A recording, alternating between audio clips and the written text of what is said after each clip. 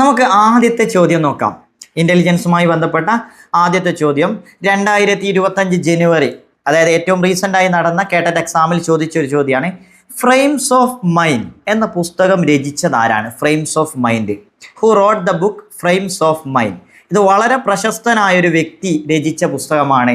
ആരായിരിക്കും? William James, Howard Gardner, Jean പിയാഷെ, R.S. Woodworth. അപ്പോൾ ഇന്റലിജൻസുമായി ബന്ധപ്പെട്ട പ്രധാനപ്പെട്ട വ്യക്തിയാണ് ആര്? Howard Gardner. അദ്ദേഹത്തിൻ്റെ പുസ്തകമാണ് ഫ്രെയിംസ് ഓഫ് മൈൻഡ്. കേട്ടറ്റ് എക്സാമിന് ചോദിച്ചിട്ടുണ്ട്. നമുക്ക് മറ്റൊരു ക്വസ്റ്റ്യൻ നോക്കാം. ഗിൽഫോർഡിൻ്റെ അഭിപ്രായത്തിൽ, നമുക്കറിയാം ഗിൽഫോർഡ് ഇന്റലിജൻസുമായി ബന്ധപ്പെട്ട പ്രധാനപ്പെട്ട ഒരു തിയറിയാണ് അദ്ദേഹത്തിൻ്റെ സ്ട്രക്ചർ ഓഫ് ഇൻ്റലക്റ്റ് തിയറി, അല്ലേ? അതുമായി ബന്ധപ്പെട്ട ഒരു ക്വസ്റ്റ്യനാണ്. ഗിൽഫോർഡിൻ്റെ അഭിപ്രായത്തിൽ ഭൗതിക പ്രക്രിയയിൽ ഉൾപ്പെടാത്ത സവിശേഷ ഘടകം, according to Guilford, the specific factor that is not included in the intellectual activity of operation. ഇപ്പോൾ ഇവിടെ ഓപ്പറേഷൻ കാണുമ്പോൾ നിങ്ങൾക്ക് ഗിൽഫോർഡിൻ്റെ സ്ട്രക്ചർ ഓഫ് ഇൻ്റലക്റ്റ് മോഡൽ ഓർമ്മ വരണം. അതിൽ 3 ഡയമെൻഷൻസ് ഉണ്ട്. 3 ഡയമെൻഷൻസ്. അതിലൊന്നാണ് ഓപ്പറേഷൻ. ഈ ഓപ്പറേഷനിൽ ഉൾപ്പെടാത്തത് memory, cognition, convergent thinking, implication. ഏതാണ് അതിൽപ്പെടാത്തത് ഇംപ്ലിക്കേഷനാണ്. ഏതാണ്? Implication. Memory, cognition, convergent thinking, ഇതെല്ലാം ഏതിൽ പെടുന്നുണ്ട്? ഓപ്പറേഷൻ എന്നുള്ള ഡയമെൻഷൻസിൽ വരുന്നുണ്ട്. ഓക്കെ, അടുത്ത ക്വസ്റ്റ്യൻ നോക്കൂ. 2020 ഡിസംബറിൽ ചോദിച്ച മറ്റൊരു ക്വസ്റ്റ്യൻ. JP ഗിൽഫോർഡിൻ്റെ ബുദ്ധിഘടനാ മാതൃകയിലെ സ്ട്രക്ചർ ഓഫ് ഇൻ്റലക്റ്റ് മോഡൽ, ഞാൻ നേരത്തെ പറഞ്ഞില്ലായിരുന്നോ, ശരിയായ അടിസ്ഥാന ഘടകങ്ങൾ. അപ്പം നമ്മൾ നേരത്തെ പറഞ്ഞു ആ ക്വസ്റ്റ്യനിൽ ഓപ്പറേഷൻ എന്നുള്ളതുണ്ട്, അല്ലേ? നിങ്ങൾ ഇവിടുത്തെ ഓപ്ഷനൊക്കെ ഒന്ന് വായിച്ച് നോക്കൂ, ഞാൻ സമയം തരാം. അപ്പോൾ നിങ്ങൾ നോക്കൂ, ഓപ്പറേഷൻസ് ഇതിൽ ഓപ്പറേഷൻസ് ഉണ്ട്, അതുപോലെ ബിയിലുണ്ട്, അതുപോലെ സിയിലില്ല, അല്ലേ? സിയിലില്ല. അപ്പോൾ നമുക്കത് ഒഴിവാക്കാം. ഡി നോക്കൂ, അതിലും ഓപ്പറേഷൻസ് ഉണ്ട്. അപ്പോൾ 3 ഓപ്ഷൻസ് നമ്മളെ മുമ്പിലുണ്ട്. ബാക്കി 2 കൂടി കണ്ടെത്തണം. അപ്പോൾ ഏതായാലും അത് നമ്മൾ പഠിക്കണം. ഏതൊക്കെയെന്ന് വെച്ചാൽ ഓപ്പറേഷൻസ് ഉണ്ട്, പ്രൊഡക്റ്റ് ഉണ്ട്. ഓപ്ഷൻ എയിൽ യൂണിറ്റ് അതിൽ വരുന്നുണ്ടോ? ഇല്ല, യൂണിറ്റ് വരുന്നില്ല. ഓപ്ഷൻ എ ഇല്ല. Operation, content and products. Option B ആണ് കറക്റ്റ് ആൻസർ. ഏതാണ്? Option B. ഓപ്പറേഷൻസ്, പ്രക്രിയകൾ, ഉള്ളടക്കം, കണ്ടന്റ്. ഈ 3 ഏതിൽ വരുന്നുണ്ട്? ഇൻ്റലക്റ്റ്, സ്ട്രക്ചർ ഓഫ് ഇൻ്റലക്റ്റിൻ്റെ 3 ഡയമെൻഷൻസിൽ വരുന്നുണ്ട്. അപ്പോൾ ഞാനിവിടെ ആ ഒരു സ്ട്രക്ചർ ഓഫ് ഇൻ്റലക്റ്റ് മോഡൽ കാണിക്കാം. First the content dimension. അതിൽ വരുന്ന 5 ഘടകങ്ങളുണ്ട്. ഒന്ന് visual, auditory, symbolic, semantic, behaviour. 5 ഉണ്ട് അതിൽ. എന്നാൽ ഈ ഓപ്പറേഷൻ എന്നുള്ള ഡയമെൻഷനിൽ നോക്കൂ, അതിൽ 6 വരുന്നു. ഒന്ന് കൊഗ്നീഷൻ, മെമ്മറി, റെക്കോർഡിങ്, മെമ്മറി, അല്ലേ? റിട്ടൻഷൻ. മൂന്നാമത്തതാണ് റിട്ടൻഷൻ. ഡൈവേർജൻറ്റ് പ്രൊഡക്ഷൻ, അതല്ലെങ്കിൽ divergent thinking, convergent thinking, evaluation. ഈ 6 അതിൽ വരുന്നുണ്ട്. അതുപോലെ തന്നെ പ്രൊഡക്റ്റ് എന്നുള്ള ഡയമെൻഷൻസ് വരുന്ന നോക്കൂ, unit, class, relation, system, transformation, implication. അപ്പോൾ നിങ്ങൾ ഇതിനെക്കുറിച്ചൊരു ഐഡിയ ഉണ്ടായിരിക്കണം. നിങ്ങൾ പല ക്വസ്റ്റ്യനിലും, പല വർഷത്തെ ക്വസ്റ്റ്യൻസിലും ചോദിച്ചത്, അതുപോലെ കേട്ടറ്റിന് വളരെ പ്രിയപ്പെട്ട ഒരു ക്വസ്റ്റ്യൻ ആണ് എന്ത്? ഗിൽഫോർഡിൻ്റെ സ്ട്രക്ചർ ഓഫ് ഇൻ്റലക്റ്റ് മോഡൽ. മറ്റൊരു ക്വസ്റ്റ്യൻ നോക്കൂ. സ്റ്റേൺബർഗിൻ്റെ ട്രയാർക്കി സിദ്ധാന്തത്തിൻ്റെ ഘടകങ്ങളാണ് സർഗാത്മക ബുദ്ധി, പ്രയോഗ ബുദ്ധി എന്നിവ. അപ്പോൾ നിങ്ങൾ ഇവിടെ മനസ്സിലാക്കേണ്ടത്, സ്റ്റേൺബർഗ് എന്ന വ്യക്തി വളരെ ഇമ്പോർട്ടൻ്റ് ആയിട്ടുള്ള ഒരു ഇൻ്റലിജൻസ് തിയറിയുമായി ബന്ധപ്പെട്ട വ്യക്തിയാണ്. CTET എക്സാം, കേട്ടറ്റിന്, അതുപോലെ തന്നെ UPST, ഈവൻ നമ്മൾ CUET പോലെയുള്ള എക്സാമുകൾക്ക് വരെ ഇത് പ്രധാനമായിട്ടും ചോദിക്കാറുണ്ട്. കാരണം നിങ്ങൾ എടുത്തു നോക്കിയാൽ മതി, വളരെ ഇമ്പോർട്ടൻ്റ് ആയിട്ട് പഠിക്കേണ്ട ഒരു ഇൻ്റലിജൻസ് തിയറിയാണ് സ്റ്റേൺബർഗിൻ്റെ ട്രയാർക്കി. ഇതിൽ നിങ്ങൾ നോക്കൂ question. Sternberg triarchic theory of intelligence include creative intelligence, practical intelligence and പിന്നെ ഏതോ ഒരു ഇൻ്റലിജൻസും കൂടിയുണ്ട്. ഏതായിരിക്കും? അതാണ് ക്വസ്റ്റ്യൻ. നിങ്ങൾ ഓപ്ഷൻ തന്നെ ഒന്ന് വായിച്ചു നോക്കി. Option analytical intelligence, emotional intelligence, logical mathematical intelligence, spatial intelligence. ഇതിൽ ഏതായിരിക്കും പെടാത്തത്? നിങ്ങൾ 3 നോക്കൂ. ഇതിൽ നമുക്ക് അറിയുന്ന ഒരു തിയറിയുമായി ബന്ധപ്പെട്ട 3 ഓപ്ഷൻസ് ഉള്ളത്. ആ 4ാമത്തെ നമ്മൾ എടുത്തു ഒഴിവാക്കിയാൽ മതി. അതാണ് ഉത്തരം.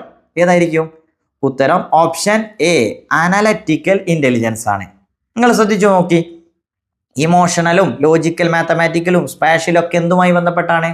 മറ്റൊരു തിയറി, അല്ലേ? മൾട്ടിപ്പിൾ ഇൻ്റലിജൻസുമായി ബന്ധപ്പെട്ടതാണ്, ഹവാർഡ് ഗാർഡനറുടെ. പക്ഷെ ഇത് 3 എന്താണ്? അതായത് അനലിറ്റിക്കൽ ഇൻ്റലിജൻസ് എന്തുമായി ബന്ധപ്പെട്ടതാണ്? ക്രിയേറ്റീവ് ഇൻ്റലിജൻസും പ്രാക്ടിക്കൽ ഇൻ്റലിജൻസും ട്രയാർക്കിക് തിയറിയുമായി ബന്ധപ്പെട്ടതാണ്. ഇതിൽ ക്രിയേറ്റീവ് ഇൻ്റലിജൻസ് അതുമായി ബന്ധപ്പെട്ട പ്രധാനപ്പെട്ട ഒരു കാര്യം പറഞ്ഞുതരാം.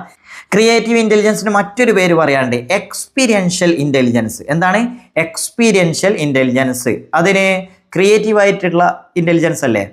എന്നാൽ പ്രാക്ടിക്കൽ ഇൻ്റലിജൻസ് എന്നുള്ളതിന് അതിന് പറയുന്ന മറ്റൊരു പേര് സ്മാർട്ട് വൈസ് അല്ലെങ്കിൽ സ്ട്രീറ്റ് വൈസ് ഇൻ്റലിജൻസ്. പ്രാക്ടിക്കൽ ഇൻ്റലിജൻസിൻ്റെ പേരാട്ടോ സ്മാർട്ട് അല്ലെങ്കിൽ സ്ട്രീറ്റ് വൈസ് ഇൻ്റലിജൻസ് എന്നുള്ള ഒരു പേരും കൂടി അതിന് പറയാറുണ്ട്. അതുപോലെ കോണ്ടെക്സ്റ്റൽ ഇൻ്റലിജൻസ് എന്നും പറയാറുണ്ട്. അതുപോലെ അതിന് കോണ്ടെക്സ്റ്റൽ ഇൻ്റലിജൻസും എന്നും പറയാറുണ്ട്. അപ്പോൾ ശ്രദ്ധിക്കണം, അനലിറ്റിക്കൽ ഇൻ്റലിജൻസിന് പേരുണ്ട് കോമ്പണൻഷ്യൽ ഇൻ്റലിജൻസ്. എന്താണ് കോമ്പണൻഷ്യൽ ഇൻ്റലിജൻസ്? ഏതായാലും ഇതെന്ത് ചെയ്യാം, ഡീറ്റെയിൽ ആയിട്ട് തന്നെ പഠിച്ചു പോകണം. അടുത്ത മറ്റൊരു PYQ ആണ് 2025 ഡിസംബറിൽ 2025 സോറി ഇതതിന് മുമ്പുള്ളവരെ ഈ വർഷം തെറ്റാണ്. റീത്തയുടെ ബുദ്ധിയെ വിശേഷിപ്പിച്ചിരിക്കുന്നത് ശരീര ചലനപരം, അതായത് ബോഡിലി കിനസ്തെറ്റിക് എന്നാണ്. ഏത് ബുദ്ധി സിദ്ധാന്തമാണ് ഇവിടെ സൂചിപ്പിച്ചിരിക്കുന്നത്? അപ്പോൾ ഏത് തിയറി ഓഫ് ഇൻ്റലിജൻസിലാണ് ബോഡിലി കിനസ്തെറ്റിക് ഇൻ്റലിജൻസ്? നമ്മൾ നേരത്തെ പറഞ്ഞ ഗിൽഫോർഡിൻ്റെ തിയറിയിലും ഇല്ല, അതുപോലെ തന്നെ ട്രയാർക്കിക് തിയറിയിലും ഇല്ല. പിന്നെ ഏതിലാണ്? പൊതുബുദ്ധി സിദ്ധാന്തം, അതായത് ജനറൽ ഇൻ്റലിജൻസ് തിയറി, ബഹുമുഖ multiple intelligence theory, triarchic theory, വൈകാരിക ബുദ്ധി സിദ്ധാന്തം എന്ന് പറഞ്ഞാൽ ഇമോഷണൽ ഇൻ്റലിജൻസ് തിയറി. ഏതിലായിരിക്കും ഇത് വന്നിട്ടുള്ളത്? ഉത്തരം ഓപ്ഷൻ ബി ആണ്, ബഹുമുഖ ബുദ്ധി സിദ്ധാന്തം, മൾട്ടിപ്പിൾ ഇൻ്റലിജൻസ് തിയറി. ആരുടേതായിരുന്നു? ഹവാർഡ് ഗാർണറുടേതാണ്. നമുക്ക് ഗിൽഫോർഡിൻ്റെ മറ്റൊരു ക്വസ്റ്റ്യൻസ് കൂടി ഇവിടെ വന്നിട്ടുണ്ട് കേട്ടോ. നേരത്തെ പറഞ്ഞ ഗിൽഫോർഡിൻ്റെ മറ്റൊരു ക്വസ്റ്റ്യൻ ആണ്. ഗിൽഫോർഡിൻ്റെ ബുദ്ധിയുടെ ഘടനാ സിദ്ധാന്തം അനുസരിച്ച് ബുദ്ധിയുടെ ഘടനാപരമായ 3 മാനങ്ങൾ, 3 പാരാമീറ്റേഴ്സ് എന്നുള്ള ക്വസ്റ്റ്യൻ കണ്ടോ? ചിലപ്പോൾ ഡയമെൻഷൻസ് എന്ന് വരും, അതല്ല പാരാമീറ്റേഴ്സ് എന്നൊക്കെ വരും. അപ്പോൾ നമ്മൾ നേരത്തെ പറഞ്ഞ തന്നെയാണ്, അത് ഓർമ്മയുണ്ടോ? ഏതൊക്കെയായിരുന്നു? കണ്ടന്റ്, അസസ്മെന്റ് ഉണ്ടായിരുന്നോ? അപ്പോൾ നമുക്കത് വേണ്ട, അസസ്മെന്റ് ഇല്ല. പ്രൊഡക്റ്റ് ഉണ്ട് അല്ലേ, കണ്ടന്റ്. അടുത്ത് നോക്കൂ, ഓപ്ഷൻ ബി പ്രൊഡക്റ്റ്, ഓപ്പറേഷൻ, അത് രണ്ടും ഉണ്ട്. അസസ്മെന്റ് ഉണ്ടോ? ഇല്ല, അപ്പോൾ അതും പറ്റൂല. കണ്ടന്റ്, പ്രൊഡക്റ്റ്, ഓപ്പറേഷൻ ശരിയാണ്. ഓപ്ഷൻ സി ആണ് കറക്റ്റ്. ഉള്ളടക്കം, ഉൽപ്പന്നം, മാനസിക പ്രക്രിയ. അതായത് ഓപ്പറേഷൻ എന്ന് ഉദ്ദേശിക്കുന്നത് മാനസിക പ്രക്രിയയാണ്. അപ്പോൾ ഗിൽഫോർഡിൻ്റെ രണ്ടിലേറെ സെയിം ക്വസ്റ്റ്യൻ റിപ്പീറ്റ് ചെയ്ത് വന്നത് കണ്ടോ? ഇത് മറ്റൊരു ഇയറിൽ ചോദിച്ച ക്വസ്റ്റ്യൻ ആണ് കേട്ടോ. പക്ഷെ അതിൻ്റെ ക്വസ്റ്റ്യനിൽ ചെറിയ അല്ലേ വേർഡിലുള്ള മാറ്റം മാത്രമേ ഉള്ളൂ. ഇനി നമ്മൾ നേരത്തെ പറഞ്ഞ ഹവാർഡ് ഗാർഡനറുടെ മൾട്ടിപ്പിൾ ഇൻ്റലിജൻസുമായി ബന്ധപ്പെട്ട ഗാർഡനറുടെ ബഹുമുഖ ബുദ്ധിയിൽ പെടാത്തത് 2019 ചോദിച്ച ഒരു ചോദ്യമാണ് കേട്ടോ. മൾട്ടിപ്പിൾ ഇൻ്റലിജൻസിൽ പെടാത്തത് general intelligence, musical intelligence, naturalistic intelligence, bodily kinesthetic. ഏതായാലും ബോഡിലി കിനസ്തെറ്റിക് അതിൽ പെടും അല്ലേ. പിന്നെ വരുന്നത് നോക്കൂ, മ്യൂസിക്കൽ ഇൻ്റലിജൻസ്, നാച്ചുറലിസ്റ്റിക് ഇൻ്റലിജൻസ്, അത് രണ്ടും വരുന്നുണ്ട്. പിന്നെ ഏതാണ് പെടാത്തത്? ഏത് മാത്രമേ ഉള്ളൂ? ഓപ്ഷൻ എ, ജനറൽ ഇൻ്റലിജൻസ് അതിൽ പെടുന്നില്ല. ബാക്കി മൾട്ടിപ്പിൾ ഇൻ്റലിജൻസിൽ വരുന്നതാണ് musical, naturalistic and bodily kinaesthetic. ഇനി മറ്റൊരു ക്വസ്റ്റ്യൻ കൂടി നോക്കൂ. രമേശ്, ചിലപ്പോൾ അങ്ങനെയാണ് ക്വസ്റ്റ്യൻ ഉണ്ടാകുക, നിങ്ങൾക്കറിയാം. ചിലപ്പോൾ ഏതെങ്കിലും കോണ്ടെക്സ്റ്റ് തന്നിട്ട് അതിൽ നിന്ന് നമ്മൾ എന്ത് ചെയ്യണം? അതുമായി ബന്ധപ്പെട്ട തിയറി. അപ്പോൾ തിയറി കൃത്യമായിട്ട് തന്നെ പഠിക്കണം കേട്ടോ. രമേശ് മാഷ് ക്ലാസ്സിൽ ഗ്രൂപ്പ് പ്രവർത്തനങ്ങളും അനുഭവങ്ങൾ പങ്കുവെക്കുന്നതിനുള്ള പ്രവർത്തനങ്ങൾ നൽകി. ക്ലാസ്സിൽ കേട്ടോ ഗ്രൂപ്പ് ആക്ടിവിറ്റീസ് കൊടുക്കുക. കുട്ടികളുടെ ഏത് തരം ബുദ്ധി വർദ്ധിപ്പിക്കാനാണ് ഈ പ്രവർത്തനം സഹായിക്കുന്നത്? അല്ലേ, ക്വസ്റ്റ്യൻ നിങ്ങളൊന്ന് ശ്രദ്ധിച്ചോ? നിങ്ങൾക്ക് ഈ തിയറികളൊക്കെ മനസ്സിലായിട്ടുണ്ടോ എന്നുള്ളതാണ് ഇവിടെ ചെക്ക് ചെയ്യുന്നത്. ഗ്രൂപ്പ് പ്രവർത്തനം. ഇപ്പോൾ മൾട്ടിപ്പിൾ ഇൻ്റലിജൻസ് നമ്മൾ ആദ്യം ഒന്ന് മനസ്സിലാക്കണം, എന്നിട്ട് ഇത് എന്താ ഏതുമായി ബന്ധപ്പെട്ടതാണ് എന്ന് നമുക്ക് പറയാൻ പറ്റും. ഏതായാലും ഇവിടെ ഓപ്ഷൻസ് ഒന്ന് നോക്കാം. ഇൻട്രാപേഴ്സണൽ എന്ന് പറഞ്ഞാൽ ഒരു വ്യക്തിയുടെ അല്ലേ ചില ഇൻട്രാപേഴ്സണൽ ഇൻ്റലിജൻസ് കൂടിയ ആളുകളാണ് ആത്മീയമായിട്ടൊക്കെ ഉയരുക. ആത്മീയമായ കാര്യങ്ങൾ, അതല്ലെങ്കിൽ സന്യാസിമാർ എന്നൊക്കെ പറയില്ലേ, അവരല്ലേ സ്വന്തത്തെക്കുറിച്ച് ചിന്തിക്കാനൊക്കെ അവരാണ് ട്രൈ ചെയ്യുക. അതാണ് ഇൻട്രാപേഴ്സണൽ ഇൻ്റലിജൻസ്. ബോഡിലി കിനസ്തെറ്റിക് എന്നാൽ എന്താ? ശാരീരിക ചലനം, അവർക്കാണ് ഡാൻസ് കളിക്കാൻ, അതുപോലെ സ്പോർട്സിലൊക്കെ ഉഷാറാവുന്നത് അവരാണ്.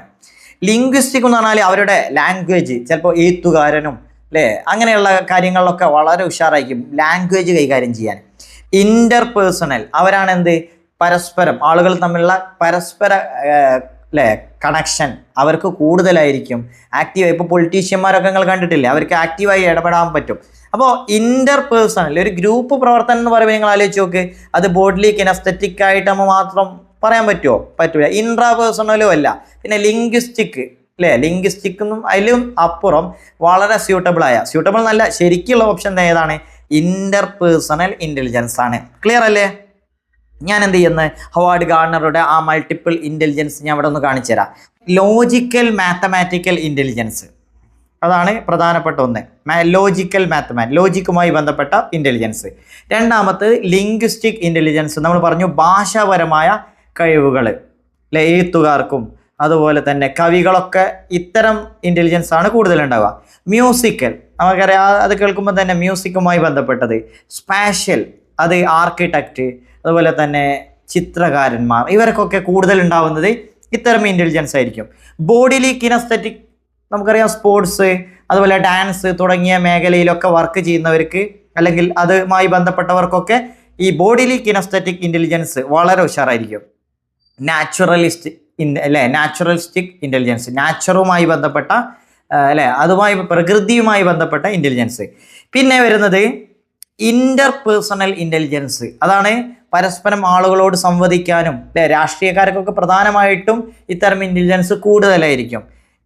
ഇൻട്രാ പേഴ്സണൽ, അത് ഒരു വ്യക്തിക്ക് സ്വന്തത്തെക്കുറിച്ച് അതല്ലെങ്കിൽ ആത്മീയപരമായ ആ രീതിയിലൊക്കെയുള്ള, ആത്മീയം എന്ന് പറയാൻ പറ്റില്ല, അങ്ങനെ ആത്മീയപരമായിട്ടുള്ള ബുദ്ധി എന്ന് വേറെ തന്നെ തിരിച്ചിട്ടുണ്ട്. പക്ഷെ ഇൻട്രാ എന്ന് പറയുമ്പോൾ അല്ലേ, അങ്ങനെ സ്വന്തത്തെക്കുറിച്ച് ചിന്തിക്കുന്ന സന്യാസിമാർക്കും അത്തരം ആളുകൾക്കും അതല്ലെങ്കിൽ മനഃശാസ്ത്രജ്ഞന്മാർ അവർക്കൊക്കെ ഉണ്ടാവുന്ന ഇൻ്റലിജൻസ്. അപ്പോൾ ഇൻട്രാ പേഴ്സണൽ ഇൻ്റലിജൻസ്, ഇത്തരം 8 ഘടകങ്ങളായിട്ടാണ് മൾട്ടിപ്പിൾ ഇൻ്റലിജൻസിനെ ഡിവൈഡ് ചെയ്തിട്ടുള്ളത്. തീർച്ചയായും നമുക്ക് ഇതിൻ്റെ സ്പെഷ്യൽ ക്ലാസ്സിൽ ഇൻ്റലിജൻസ് തിയറിയുമായിട്ട് ഡീറ്റെയിൽ ആയിട്ട് തന്നെ പഠിക്കാം. Thank you.